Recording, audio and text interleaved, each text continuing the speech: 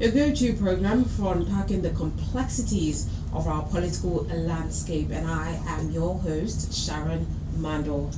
It's nice to have you on Melting Points. I am Anifio Enquiry. Let's melt together. Today we're diving into a burning question that has set the nation abuzz. As we navigate the twists and turns of Nigeria's democratic journey, a critical concern looms large. The future of opposition in Nigerian politics. Are we moving towards a one-party nation? From dwindling opposition voices to party defections and centralized power, many fear we may be witnessing a dangerous erosion of political diversity. But is this trend irreversible? What does this mean for accountability, governance, and the voice of the Nigerian people? Today we will examine these questions head-on. We'll explore the challenges opposition parties face, the role of civil society, and what it will take to keep democracy alive and thriving in the years ahead. Stay with us as we dissect the issues, hear from our analysts, and most importantly, hear from you. This is the Melting Point, where all perspectives collide and the truth rises to the surface. Joined in the studio by a senior lecturer at Department of Public Administration at Akwa Ibom State University. Is also a public affairs analyst. Good morning to you, Dr. Wanabasi. Thank you very much. Senior?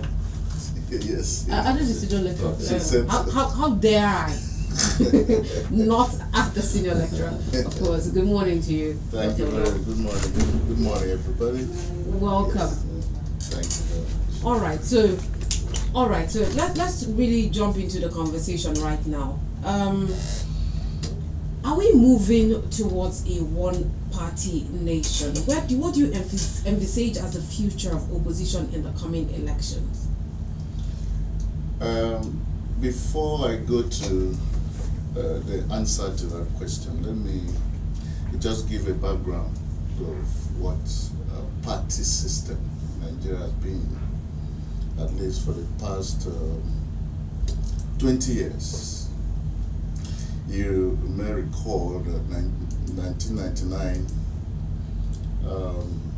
PDP came on board, and Nigeria operates a multi-party system, and during that time, I think we had over 90-something. We still have about 91 political parties today, even though among all this, you may want to say 2 political parties and others, and that's the... Will you really say 2? Because some will even count 4. Or and then 3 say others. and No, others. 2, 3, 4. Let's say 3 and others. As the stronger or stronger strong, or main, yeah. Yes, the reason is because it used to be 2 before and others. That was PDP and APC. But recently, Labour Party came on board and it has become 3 parties and others. So, but we still have multi-party system in Nigeria, and as such, irrespective of what the ruling party per time may want to do to erode the fact that it's still a multi-party system, it does not really matter. What matters is, do other parties in the country fold their hands and watch the ruling party, relegate them to, as though they are not registered political parties also in the country? That's the major problem. So I wanted to say that in 1999, when PDP came on board, it ruled the country for about 16 years. 1999 to 2015. Am I correct? Or something? Yes. And that was about 16 years at a stretch, until the other parties, major of them was the ANPP, ACN, and the rest. now said, no, we cannot fold our hand to watch and see PDP continue to rule until there was a merger of so many political parties, which now made them to become very strong to wage opposition against the ruling PDP then. And in 2000 they were able to win, because if you win the presidency, it means you've won almost the entire country. So they won by bringing President Buhari on board 2015, and then again they had again the re-election for second term in 2019, and they also won. Nobody would have said they wouldn't win that one, because that was the power of incumbency. You can't toy with it, especially in Nigeria. It's only in US that I see they've just allow power to run on a smooth slate, as though it's not power. In Africa, a sitting president may want to die on the seat, except that. So coming now to your question, APC has, and the likes have come together and said, let's merge, let's also come to a merger and confront this APC and see if we can upturn. Before I now come back, let me even remember that Chief Obasanjo, during that period of 16 years, he came up with what he called the third force. But the third force was not able to unplant the PDP as at that time. So who knows whether APC will win again because of the power of incumbency and the adamant, should I use the word, the level of adamance we see in APC, trying to demonstrate that, with all the complaints that people are complaining in the country, that hardship, hunger, pains, and here and there, and nobody's really talking and giving people succor or promise. That all we hear is that we have to bear this pain for a while, that very soon the country will get better. So the fate of the opposition is in the hands of the opposition, whether they will want to continue to survive in the next election and so on and so forth, or whether they will not. Because if you don't do so, you don't just sit down and begin to think and say, oh, we're going to. You have to work. I tell you, Sharon, do you know that APC had already gone on board to start preparing for 2027 election? They've already begun to put some things, some plans in place and strategies on how to win. And one of the strategies is to ensure that they win some of the states. They have won those states.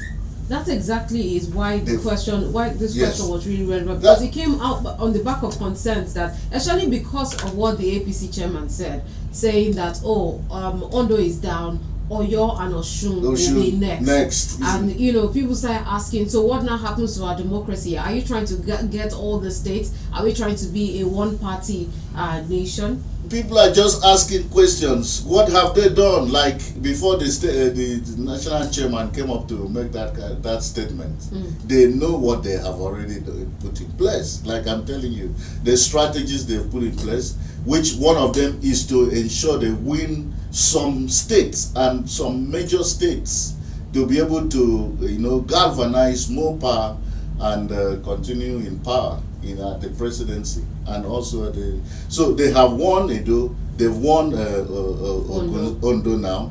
Their eyes is now on Osun and Oyo. Oyo, and maybe after the West, they now turn and look at the South, South and the Southeast, and see which states have, are still PDP or other parties for them to also. But I don't think Akwa Ibom people will allow another party to come and take it. Well, it's a contest, and you never can tell. But I want to say that Akwa Ibom, if they are enjoying PDP, let them keep all their house in order to ensure that they continue the PDP government. So, Okay. So I have said the answer is that it's the fate of the country becoming a one-party system is in the hands of the opposition. All right, the country drifting gradually towards an authoritarian or a one-party state. Actually, it does not tell well or say well of the opposition. And now, let me ask you: has the electoral body done enough to ensure that election or electoral processes are protected in order to enshrine the true leadership that we need in the country? Also, I've always advocated that until the judiciary, which is the third arm of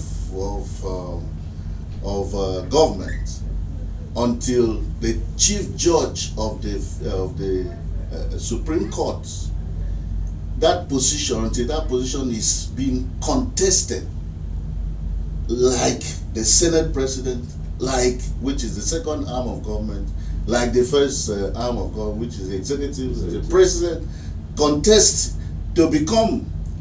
But as long as the Supreme Court chief judge is appointed by the chief executive, there is no way he who pays the piper dictates the tune. That's on one part. On the part of your question now, INEC is what we have today, the umpire. Until the Constitution is amended accordingly, and the position of the INEC chairman is contested, I don't know who will conduct that election for them. Who will be the umpire for them? But I'm just thinking aloud. Are you getting what I'm trying to say? Right. What I'm trying to say is that as long as that position, the chairman is appointed position, he who pays the piper dictates the tune. So there is no way the INEC chairman can do otherwise than except when other powers will on him. That why I'm saying that is because I remember the good Lord Jonathan's second term. And of course, I wanted to remind you of yes, June 12th. No, I'm not. June 12th elections. Yes, June 12th. We will come to that. June 12th. Let's start with the June 12th. May so rest in peace, Professor Humphrey Mosu. I've just heard that he just passed. But that was the most credible election. I was quite a young person then, but I enjoyed the way the process went. Maybe option A4. Yes, option A4. Maybe why I enjoyed it is one of the reasons why I'm here now, always talking about politics. I enjoy talking about politics. Okay. Yes, so much you can take my food away, but let me talk about politics. It's not as though I'm gaining anything from it, but I just enjoy talking about it. So that was the most credible election at that time, in Nigeria. But they did suffice. They didn't allow it to stand. The former president, the military president, Babangida, annulled that election. So we now come to the second term of Jonathan. Jonathan, remember, Professor Jega was appointed by Jonathan in the first term, and he conducted that first term election very smoothly.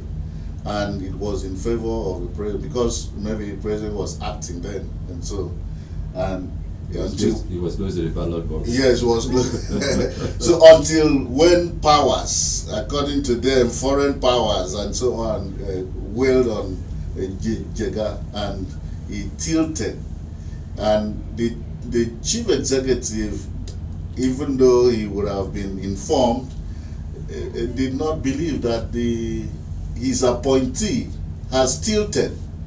So, except an appointee wants to be objective and be neutral and be independent, as the word independent, INEC, is supposed to be.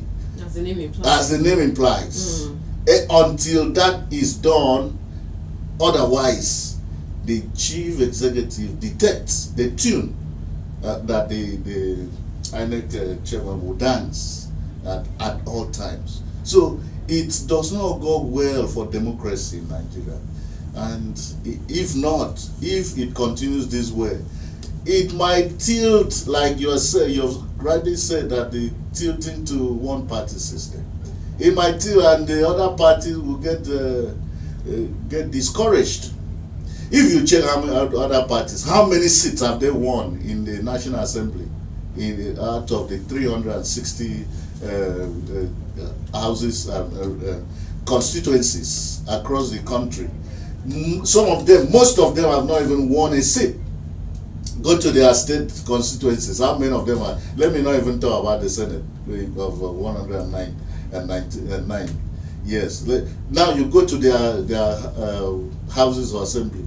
Most of these parties have not even won a seat in their state houses or assembly. So what are they there for? What are they actually there for? So I want to support the issue of major, if at all we must, the country have to upturn this. We're talking about numbers, about how many seats the opposition parties have actually garnered. I was able to get the numbers of the states that the opposition parties have are currently governing. APC 21. As in the governorship? Yes, the governorship. Okay. APC 21, PDP 12, AFGA 1, NNPP 1, and Labour Party 1. So that's on that part has also negligible. Increased the concerns from Nigerians. But you are also talking about putting your house together. And it takes me back to a conversation I was having with somebody about opposition, and the person was saying, this opposition, Seth, are they even ready? How are their houses? Because you want to take a look at the PDP, we're seeing different factions, we're seeing what's going on with, someone being loyal to another party, we're moving to another party, another opposition party, we're seeing different factions trying to put the house together, and the election is, believe it or not, almost here. Yes. So what opposition are we even talking about? So how has what's going on in their house affected their roles as opposition? You see, we are preaching democracy in Nigeria. One democracy, even all the parties are preaching democracy. But you go to their houses, like you've said, the internal democracy, it's nothing to write home about in most of these parties. In fact, even in PDP, which is supposed to be the major opposition party right now, they are having fracas here and there. Most of them on issue of positions, or finances, or thought of how they are going to zone the presidency to in the next election, and myriad of them. So many of other issues. They are supposed to be example to the country that they are preaching, they are looking for, they are asking for democracy to thrive. They are supposed to put their internal democracy on check and in order for them, for instance, if they take over, they will replicate that. They will bring that to bear in the larger macro democracy in the country. But you see fights here, quarreling, and so on and so forth. In almost all the parties. Is it a Labour Party of recent that just came up everywhere? This or that is accusing Obi of being this and that, How can that be in a country where you want to take over? How can that thrive? How can that succeed? And then in the PDP, age-long problems, and even the APC, which is in power right now, if you check, why they are quiet is because they don't want to watch their dirty linen outside, because they are in charge, so that people will not have too much criticism. At least let them the people face what we are facing right now. So if you check, one of the major issues within APC is that factionalization that came together to form that merger. Those those groups are still asking, what is our benefit for this number of years that we've taken over, and so on and so forth. They still squabble if you look at it very closely. So I want to advise the parties, different opposition parties, because what makes this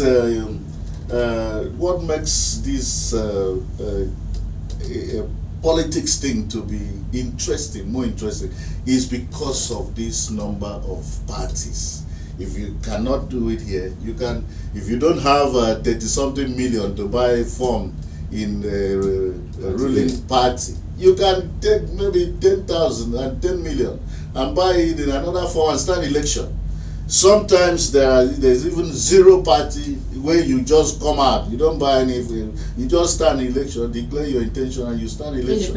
Independent candidates, and so on and so forth. And that makes it very interesting.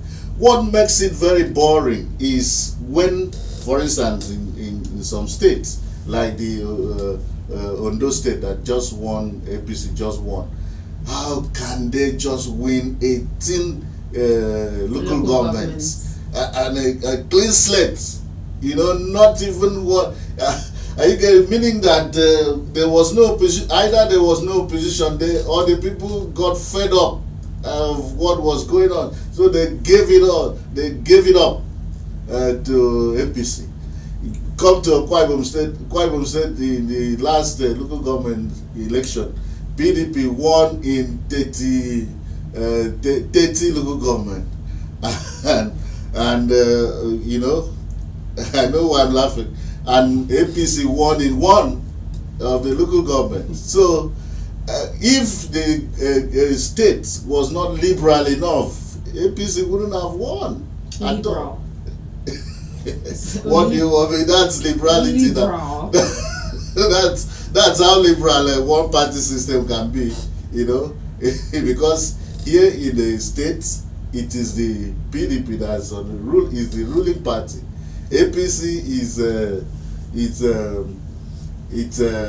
an opposition party. And do you know that the chairman of APC is from Bahrain local government? And by the PDP won in that state. What kind of so if not that the number 3 citizen is from Shararon, and that's where the liberality I'm talking about now. And so you're saying that the people didn't actually vote for the APC, or? No, I'm saying that if the state government wanted to use their power of incumbency, my emphasis is on the power of incumbency. With the power of incumbency, you can do anything, and no, the opposition will not be able to really do so much. And so I'm talking about because I know the power of incumbency. Jonathan, when he came out of power, he said that he used only 20% of the power vested in the presidency. For crying out loud. Just 20%. What did you keep the 80% for? So we will not go into. I'm trying to justify this power of incumbency that I'm talking about. All right, if you're joining us, this is Melting Point on Memories 96.5 FM, and we're looking at the role of opposition in democracy or in Nigeria. And let me come to the aspect of godfatherism, political sycophancy, as well as corruption. These have been identified as one of the serious bans, that has actually affected our political system. How can these be exterminated from our political structure so that we can have at least a fair election in our country?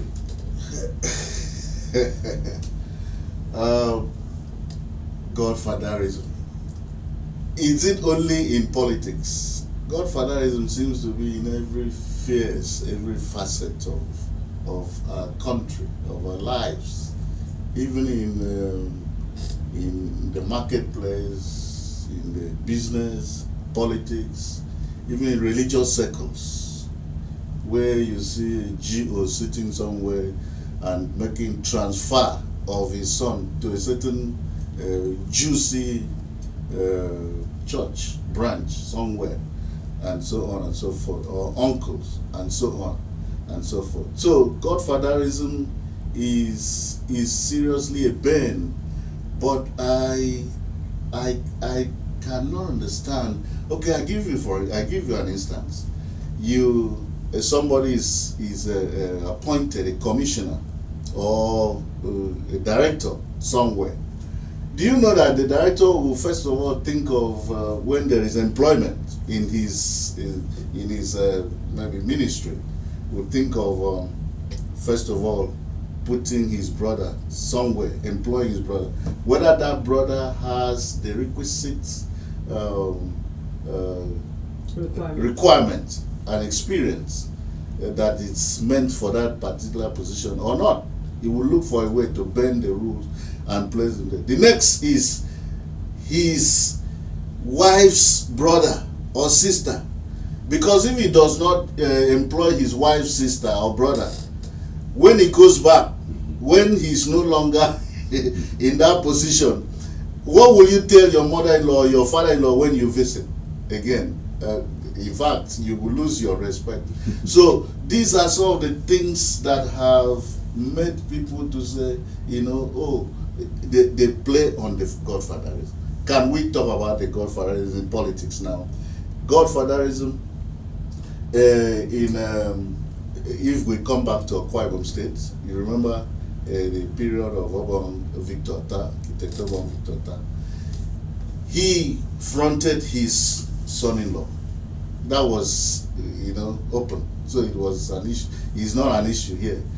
So he fronted his son-in-law, and until the thing hits the rock and he couldn't succeed, that was how Chief Godswill Akpabio now emerged as the governor. Now Chief Godswill Akpabio came in and took and ran for 8 years, 2 tenures, and now thought of a successor. I think one of the biggest problem is when you have so much skeleton in your cupboard and you want to cover it. Therefore, you must think of a successor who will protect, who will keep such information, and who will protect you, because once you are out of the office, the immunity clause which the Constitution has provided for all the presidents, the governors, and so on, is off from your head, and you can be taken on by any anti-graft commission. So to protect that, once you are out, you look for a crony, or you look for your son, or your in-law, or a friend. Yes, a crony. So Fabio now brought, you remember the Omara issue that also hit the rock. I couldn't walk. And then Udo Emmanuel came in.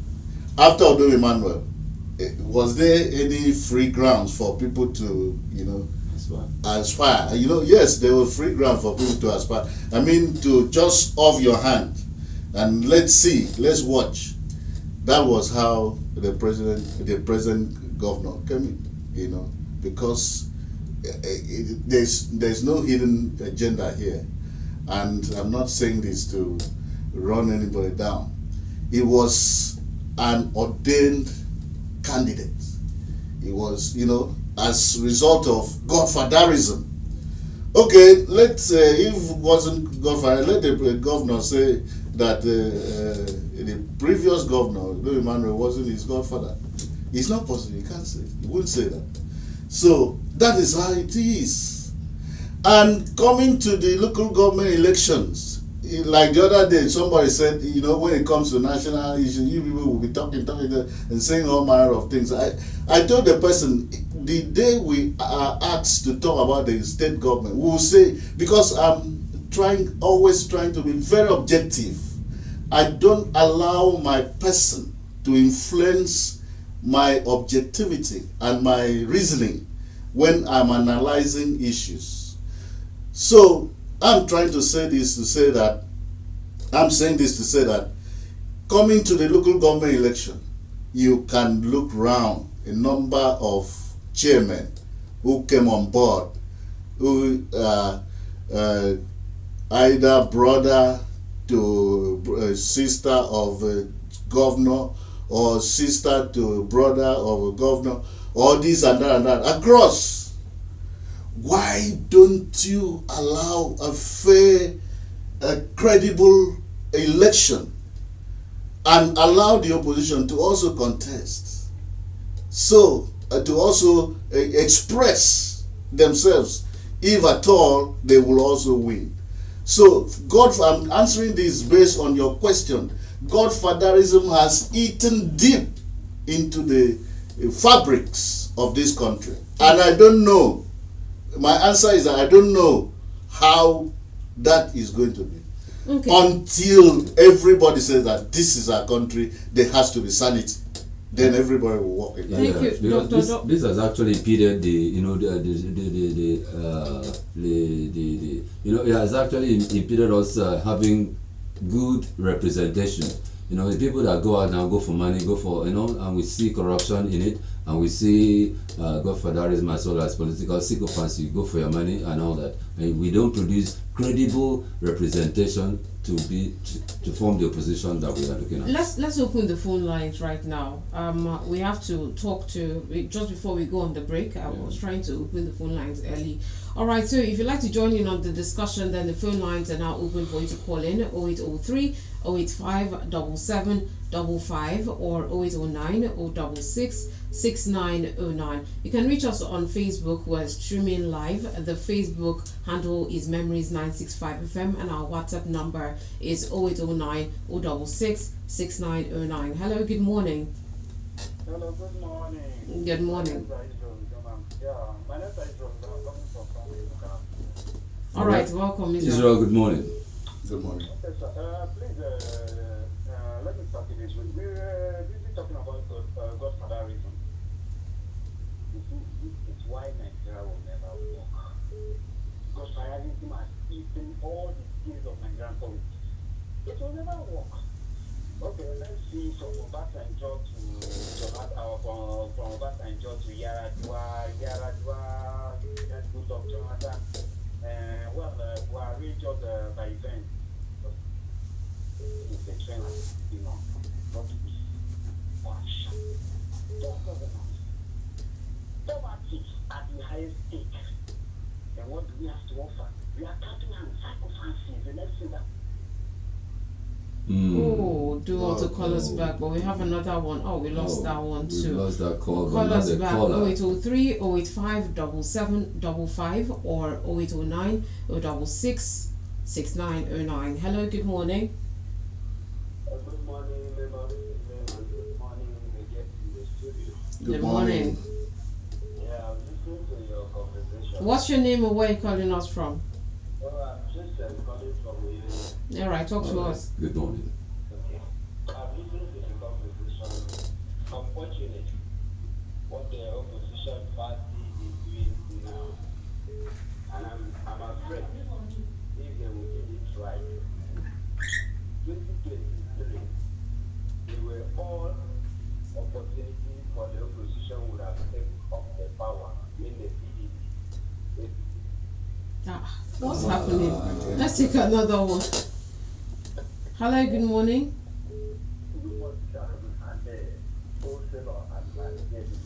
Good morning. Sorry, Udo. coming Mm. from. Mm. I want to say that honesty is one of the major problems that we are having. For instance, appointment might be true. We see something that is wrong. Maybe in Abuja, if, for instance, Tinubu is doing partiality by taking people to offices with biased minds, we will be very, very angry and talk against that. But when it happens here, my people, I want to tell you that you will be appreciating you do that. Not everybody that will do that. The partisans and the psychopaths and people that don't know whether it's because of ignorance or what. They will be appreciating what they see doing in Abuja that is wrong, doing here is that one is right. It's correct. We say, oh, His Excellency has chosen a very good person, irrespective of the fact that. I don't know what's going on today. It's gone to- I don't know what's going on today. Other people are queuing up. Hello, good Just when morning. they want to hit the points. Hello, good morning, Sharon. Good morning, welcome. Yes, Yok, and Dr. Oda. Good morning. That should be Pastor. Pastor, what is I Good know morning. your voice. Good morning, Pastor. I'm happy that I'm able to break through today. Yesterday, I tried when you say I couldn't break through. Sorry about that. Sorry about that. I want to say something here about the shifting the gradual, maybe drifting to a one-party system. These are the many things, just like Dr. Oda has said it. These are the factors. Number one, our judiciary. Mm-hmm. The judiciary has been greatly compromised at the ruling party. And they are churning up out what I call political judgments, not judicial judgments. That is because of the Supreme Court. Amen. A terrible example here is case involving Wicked and what is happening in Protocol. Serious judgments here and there so on. Number two, and this is supported by the president. Number two, How is this supported by the president? let me just, I will say it. If the president did not allow it, Wicked wouldn't have been doing what he's doing. Now, when you broadcast the peace, why did they ask Brian Luke to withdraw? Because I'm not asked Wicked and the other one to withdraw their own thing. What was said was all the cases should be withdrawn. It did not. And Wicked did not. Ask why. When the program was took on, they said you had withdrawn your opponent. You don't take my time. Let me see what I was saying. All right, We're even due for a break. Oh, you know. We're due for a commercial. Oh, When we it's return, just finished. you can call us back. Let's continue the It's conversation. having very interesting. Sorry times. about that, Pastor. He has a point. Okay, so we're due for a break. When we return, we'll continue that call and then we'll take some more calls and continue the conversation. Stay with us.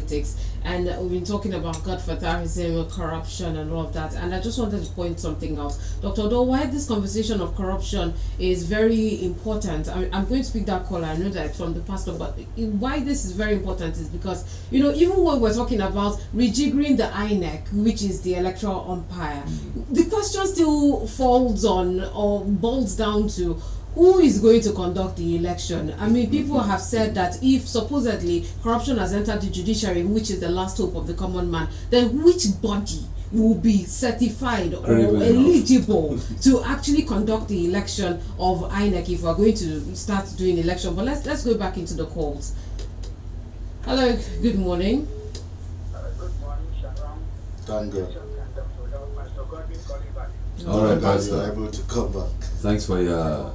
My second point, why we are drifting towards the one party system, is what is starting here. And I'm saying here, the summary is that APC has become a safe haven for looters and suspected looters.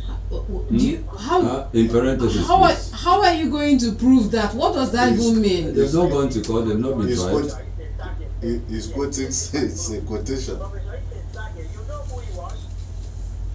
Yes, of course. All right, go on. Prophecy. Presidential Advisory Committee on Corruption. Yes, Now, this is an interview granted Nation's newspaper on the 24th of October 2017. You refer to that and see 24th of September, 2017.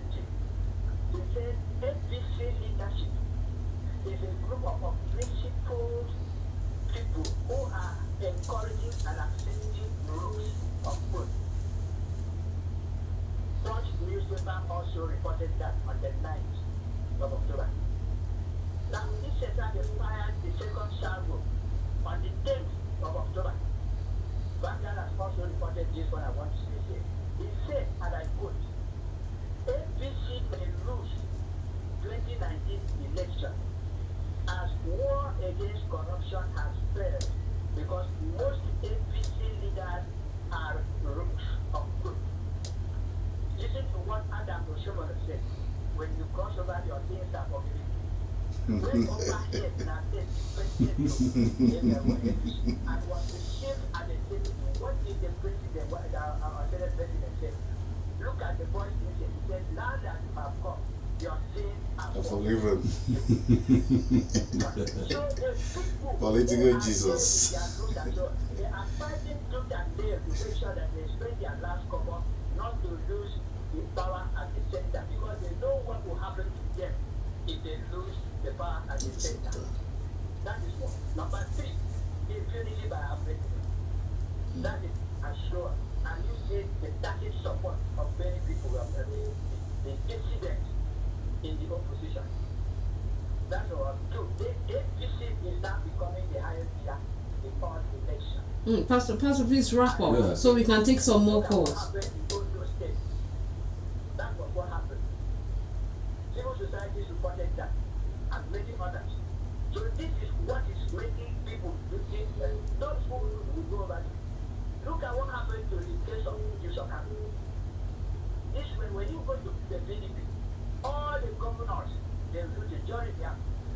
Joshua Dali, even this is the bad day, I would go to one. They make it back on it. This is a party that did not come up on the previous of fighting direction, I mean corruption. But they ensured that those who did in their own children, they were just got jailed and prosecuted and convicted. But that is not what's happening in Africa. The moment when Shakari did their work back to APC, what I have not said is to run back. And he went there and GFCC deliberately monitored of the state and followed that day religiously. Today is there in the Senate. They are very instances like that. You see the project who came down for Lawan to be the president All right. of the Senate. Thank you. Okay, please, could you just round off so that. Thank you very much, Pastor. We have to pick other calls. You're Yes, right, you're right. points you're taken. right, you're Thank right. you very It's much. noted. Noted, sir. Thank you, Pastor, for the analysis. Hello, good morning. Hello, good morning. Good morning. morning. All right, Joseph, welcome. Yeah, go on. Yes. And the problem with the unparalleled we started from the beginning. So the only thing is that from the political leaders should learn to set good foundation. Look at elections just I like your analysis. The local government elections they just conducted, you see that each state The local governments. the government will sweep all the elections. That is not a good example because anytime opposition is able to take on power, that is the suffering thing. They will just stay there and try to force themselves on people and also play the wrong way. So what the political leaders should do is to learn from the US election. Look at the US election. Donald Trump was able to lose the election and still come back and win. That is a very good example. It's not only a do and die affair which Obasanjo led. Obasanjo led the foundation of the do and die affair of the politics and the second conference.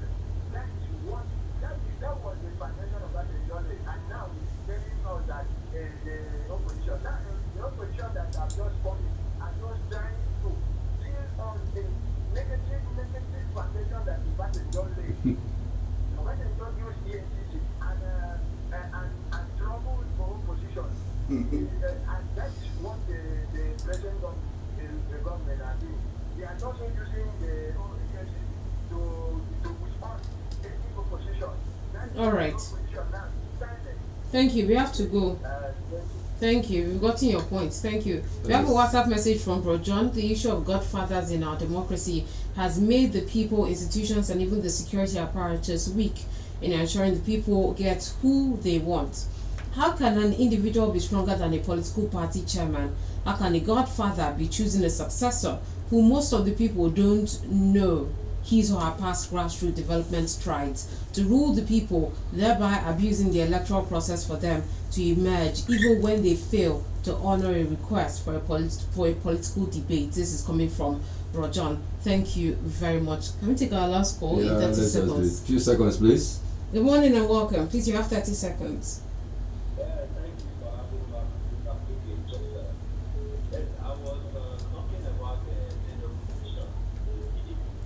I was trying to point out what happened with Jim. That is, it was very interest and got that to happen. And that's what is happening up to today. What is happening that the community is fighting weekend now is because of that selfish interest. And nothing would have stopped the community not to power to change the community if not for selfish interest that is here moving up to now. They also come to the understanding to build their house and make their personal giving. There's no way that they will be able to perform it. Thank you. The government. Thank you very much.